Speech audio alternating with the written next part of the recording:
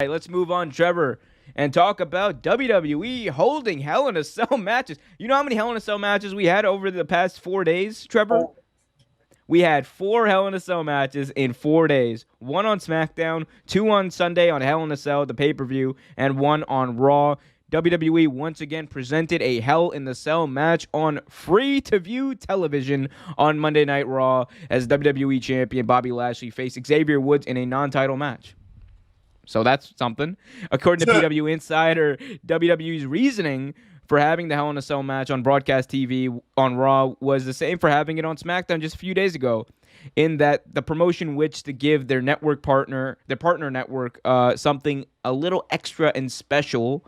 The company also saw an advantage of having Hell in a Cell featured on Raw in hopes that it would help grab fans' attention ahead of their return to touring next month. Trevor, four Hell in a Cell matches in the matter of 4 days, two on free pay-per-view. Is Hell in a Cell the concept too watered down at this point to be viable? I think so, and I think we touched on that last week actually, because when you first started Hell in a Cell, right? First Hell in a Cell, Shawn Michaels, Undertaker, right?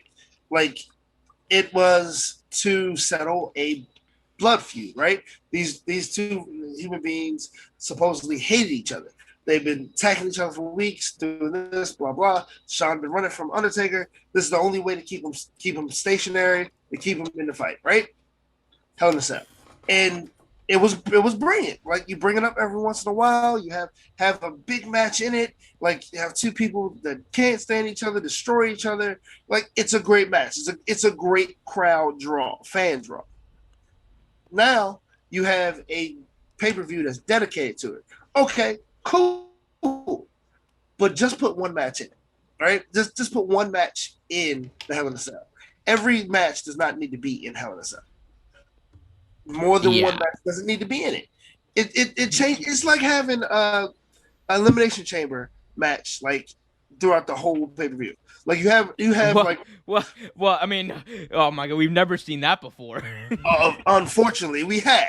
We saw That three. We saw three in one night once. It was like they had a tag team was like one, two one for years the ago, right?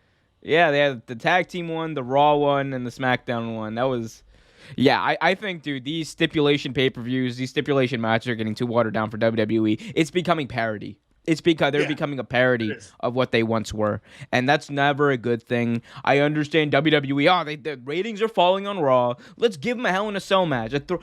A throwaway Hell in a Cell match that wasn't even advertised, mind you. This is 48 Right. hours after the fact. No one who wasn't gonna watch Raw is gonna watch Raw like after you announce a Hell in a Cell match at the beginning of Raw. No one's gonna watch. No one's gonna watch Raw for that. Like that's something you have to do in advance, and they didn't do it. Like the SmackDown one worked because they apparently announced it in advance, but And it's plus, it was for a belt too. Like this was just yeah. for nothing. This was for not. There's Xavier Woods in a Hell in a Cell match. Like it was fine. Again, it was fine. I'm not like saying these aren't good matches, but they don't accomplish anything. They don't do anything except water down the stipulation. Hell in a Cell was supposed to be one of the most dangerous, diabolical structures designed to punish the human body. And what ended up happening, it's nothing. People just have like random singles matches, and like there's no destruction. There's no like threats. Oh my God, Shane McMahon falls off Hell in a Cell twice a year. Like come on, this shouldn't be something I'm looking forward to happening like every like 4 times a year or whatever.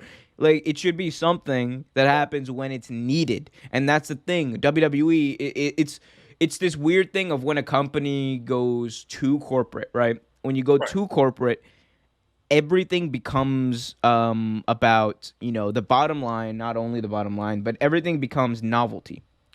And and when that happens, Trevor, you see that it's not so much about okay, what the goals are. The goal becomes, we have this thing, let's sell, sell, sell, let's sell more money, let's get more money. And Hell in a Cell is basically that. It's just, oh well, we have this pay-per-view, we are robots. Hell in a Cell, oh, we're gonna put championship Right. matches in there that don't need to be in there. Like, and then Hell in a Cell means less. And then when you have a serious feud that could use a Hell in a Cell match, and you do it in there, you're just kind of like, okay, cool.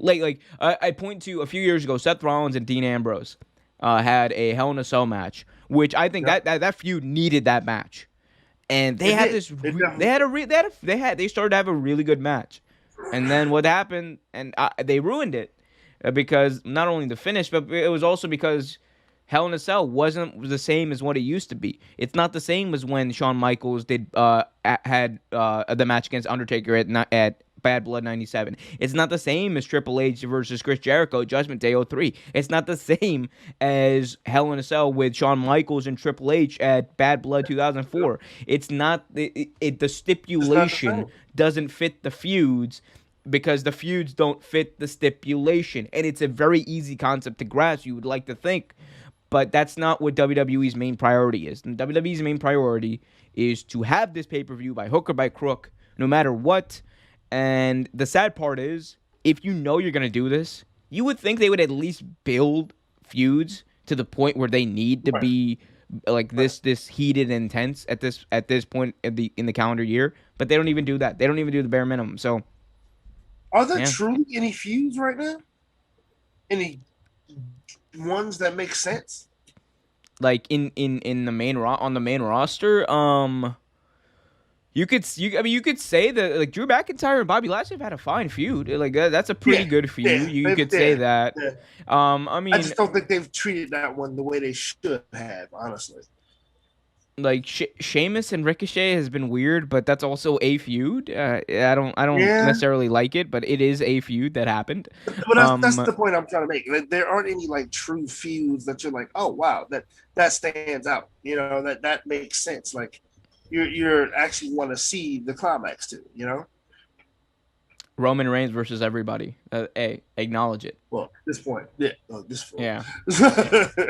I mean, look, like that's like the most by far what Roman Reigns and him and the Usos are doing. That's by far, I think, the most entertaining thing in wrestling, It not is. wrestling, but in Well, WWE right now. WWE, yeah, absolutely. Yeah, so I mean, mean, they have that, but there's not really much like that match he had with it was Jey Uso, right? He had with Jey Uso last year at Hell in a Cell. That was great. That was a good match. Great. It was, That and was it a re- deserved and the it Hell in des- a Cell. It and deserved it. yep, the stipulation fit the feud, and the feud fit the stipulation. That was good, and they made it dramatic. They made it they made it mean something. Well, that's the same way with Sasha Banks and Bailey. That one deserved it too. It was a fine match. Fine match in Hell in a Cell. Thanks for watching this video from Real Take Sports Talk. Remember to like, share, subscribe, hit that notification bell so you get notified whenever a new video is released. Also, remember to check out our live show every single Thursday at 8 p.m. right here on the YouTube channel. And remember, keep it real.